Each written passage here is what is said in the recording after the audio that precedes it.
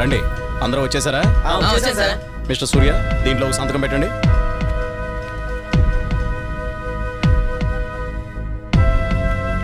పవిత్ర, నువ్వు కూడా ఒక సంతకం చేయి.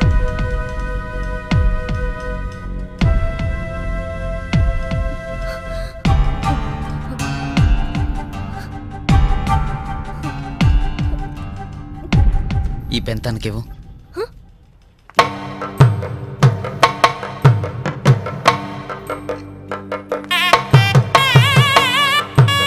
ఇవ్వు, తనే పవిత్ర.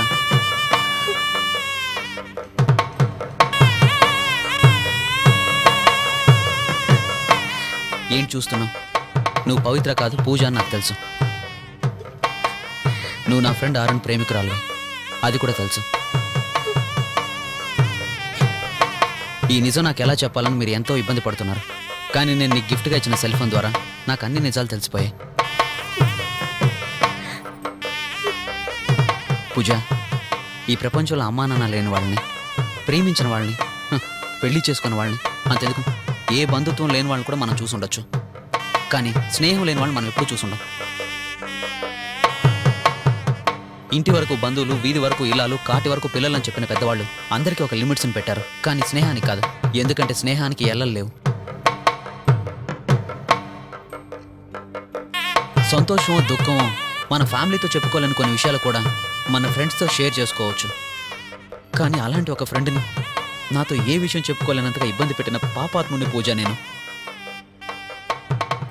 ఈ నిజం నాకు తెలిసిన తర్వాత నేను అసలు ప్రాణాలతోనే ఉండకూడదు. కానీ నేను అలాంటి నిర్ణయం తీసుకుంటే అరుణ్ చేసిన త్యాగానికి, నువ్వు పడ్డ వేదనకి అర్థమే లేకుండా పోయి ఉంటుంది. నేను ఈ పెళ్లి చేసుకోకుండానే అరుణ్ దగ్గరికి వెళ్ళి మాట్లాడుండొచ్చు. కానీ నిజంగా చెప్తున్నాను పూజ, అరుణ్ నేను మళ్ళీ ఏమైపోతానని చాలా భయపడి ఉండేవాడు. వాడికి ఎప్పటికీ అలాంటి ఆలోచన రాకూడదని నేను ఈ నిర్ణయం తీసుకున్నాను. నాకు తెలిసినంత వరకు ఈ పెళ్లి మీ ప్రేమను బతికించడానికి నేను మనస్ఫూర్తిగా తీసుకున్న నిర్ణయం. ఇక మీదటి సూర్య ఎట్టి పరిస్థితుల్లోనూ పాత సూర్యగా మారడు. నువ్వు అరుణ్ సంతోషంగా ఉండాలి, అదే నా ఆశ. వెళ్ళు, వెళ్ళి అరుణ్ కలు.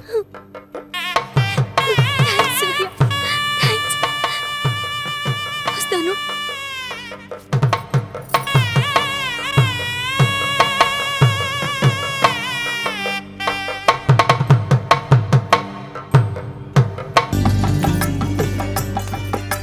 తీసుకో.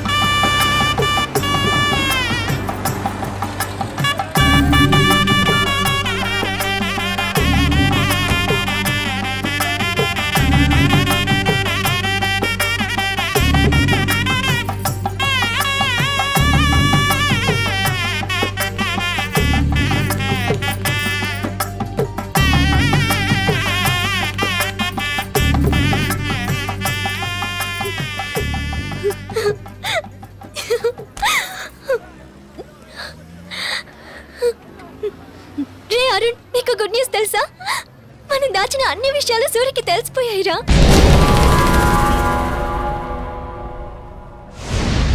రేణు భయపడినట్టు ఏమీ జరగలేదు అరుణ్, తెలుసా? ఏమీ జరగలేదు. ఇక మీదట ఏ ప్రాబ్లం లేదు. మన ఇద్దరం కలిసి పెళ్లి చేసుకుని అమెరికాకు వెళ్ళిపోదాం. ఆ తర్వాత లైఫ్ ఎంజాయ్.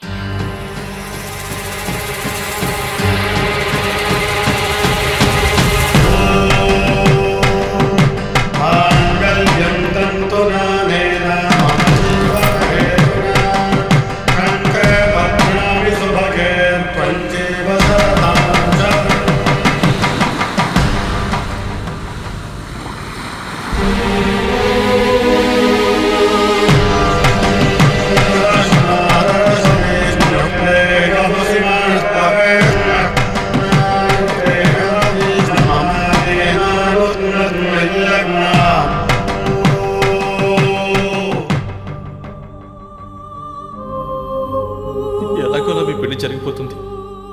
ఆ తర్వాత కూడా మీరు నన్ను తలుచుకుని బాధపడకూడదని ఈ నిర్ణయం తీసుకున్నాను. కానీ ఇలా జరుగుతుందని నేను అనుకోలేదు. నన్ను క్షమించు పూజ.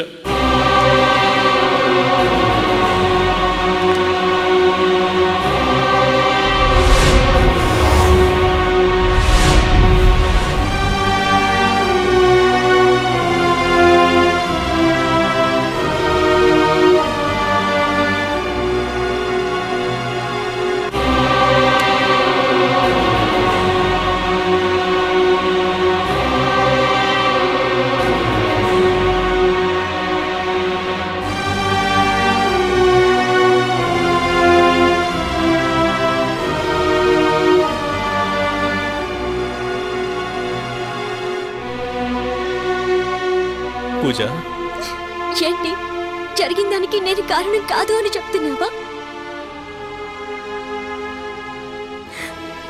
నేను బాగుండాలని ఈ నిర్ణయం తీసుకున్నారా మీరిద్దరూ? ఇది కూడా అర్థం చేసుకోలేకపోతే నేను మనిషినే కాదు. ఏం మనుషులరా మీరు? స్నేహం కోసం ప్రేమనే కాదనుకున్నావు నువ్వు. అదే స్నేహం కోసం ప్రేమనే వదులుకున్నావు నువ్వు. ప్రేమే ప్రపంచమని, ఆ ప్రేమ కంటే ఏది ఎక్కువ కాదని చెప్పిన మీరు ఆ ప్రేమ కంటే మీ స్నేహమే గొప్పదని నిరూపించారు. చాలా సంతోషంగా ఉంది.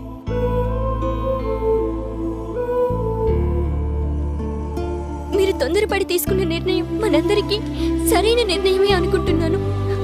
మీ ఇద్దరిలో నేను ఎవరిని పెళ్లి చేసుకున్నా, ఎవరినో ఒకరిని నేను బాధ పెట్టిందానవుతాను. చచ్చే వరకు నా మనసులోని ఆ బాధతో కుమిలిపోవాల్సి వచ్చేది. అలాంటిదేమీ జరగలేదు కాబట్టి సంతోషంగా ఉన్నాం. నన్ను విడిచిపెట్టినందుకు మీరు ఎప్పుడూ ఫీల్ అవ్వకూడదు. కానీ ప్రేమలో ఓడిపోయినందుకు బాధపడి మూలను మాత్రం కూర్చొని ఉండను.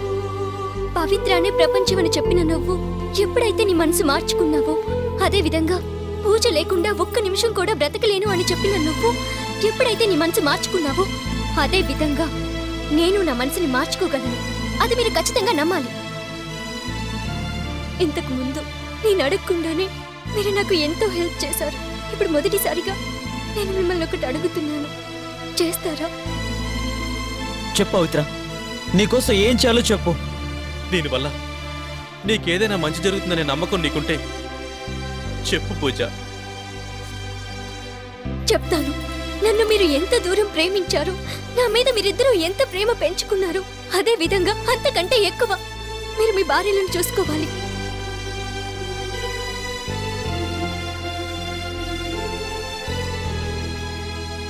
మీకు నా మీదున్న ప్రేమ నిజమైతే, మీ ఇద్దరి మధ్య ఉన్న స్నేహం గొప్పదైతే, మీరు వారిని ఎప్పటికీ విడవనని నాకు ప్రమాణం చేయాలి.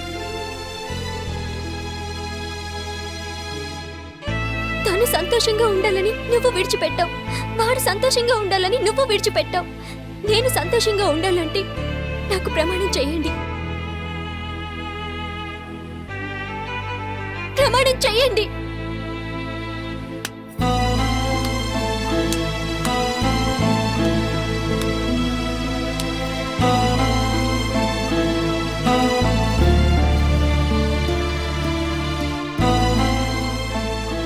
నాకిది చాలు, చాలు. చాలా సంతోషం. నీ పేరేంటో చెప్పు. పవిత్ర. సూర్య కొంచెం మరటోడు, కానీ ప్రాణమైనా ఇస్తాడు. మీ ఇద్దరిది చూడు చక్కని జంట. అరుణ్ని చాలా జాగ్రత్తగా చూసుకో. సుబ్రహ్మణ్య, బాగా చదువుకుని కలెక్టర్ వంగారంగారావుని అవ్వాలనుకున్నాను, కానీ వార్డెన్ వంగారంగారావుని అయిపోయాను. ఈ హాస్టల్ వార్డెన్ ఉద్యోగం చేయడం కంటే గుడి మెట్ల మీద అడుక్కోవడం మంచిది.